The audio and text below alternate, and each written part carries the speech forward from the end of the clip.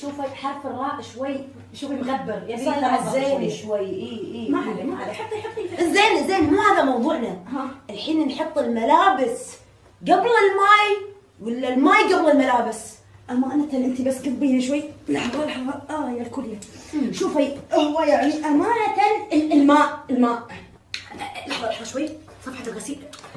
شوفي يا بنات، أنا الحين بدور في كتاب من كتبي ونشوف هل الماء قبل الغسيل ولا الغسيل قبل الماء؟ لا يا بس خلاص نحط الغسيل والماء مع بعض.